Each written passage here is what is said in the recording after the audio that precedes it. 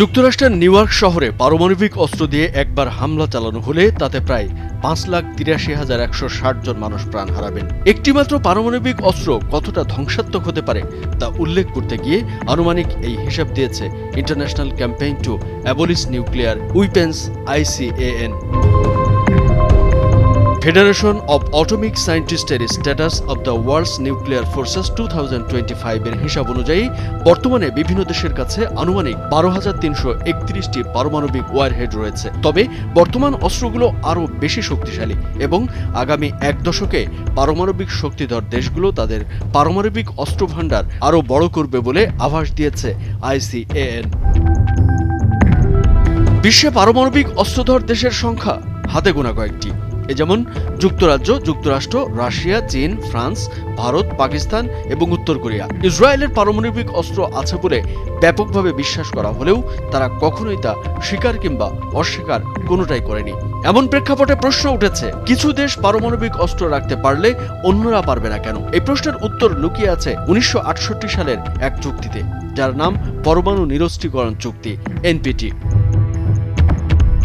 চুক্তি অনুযায়ী যে কোনো দেশ কেবল শান্তিপূর্ণ বেসামরিক উদ্দেশ্যে পরমাণু শক্তির ব্যবহার করতে পারবে, কিন্তু যেসব দেশের কাছে আগে থেকেই পরমাণু অস্ত্র আছে তাদের বাইরে আর কোনো দেশ নতুন করে এই অস্ত্রের মালিক হতে পারবে না। চুক্তিটির আইনি বাধ্যবাধকতা রয়েছে। বিশ্বের বেশিরভাগ দেশই এই চুক্তিতে সই করেছে, এমনকি ইরানও চুক্তিতে স্বাক্ষরকারী একটি দেশ।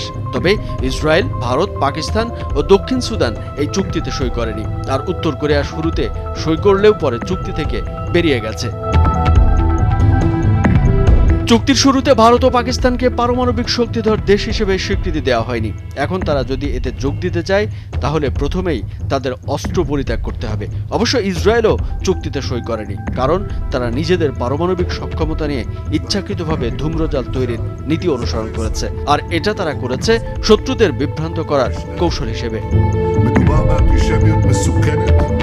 NPT চুক্তি অনুযায়ী ইসরায়েলকে নিজের পারমাণবিক স্থাপনায় আন্তর্জাতিক পর্যবেক্ষকদের পরিদর্শনের অনুমতি দিতে হবে, কিন্তু ইসরায়েল কখনোই এই অনুমতি দেননি। ইসরায়েলকে পারমাণবিক অস্ত্র ত্যাগে বাধ্য এবং তাদের কর্মসূচি স্বচ্ছ করার দাবি দীর্ঘদিন ধরে করে আসছে ইরান সহ আরব বিশ্বের বিভিন্ন দেশ। তারা মনে করে ইসরায়েলের কথিত অস্ত্র ভাণ্ডারই ওই অঞ্চলের উত্তেজনা ও নিরাপত্তার জন্য বড় হুমকি।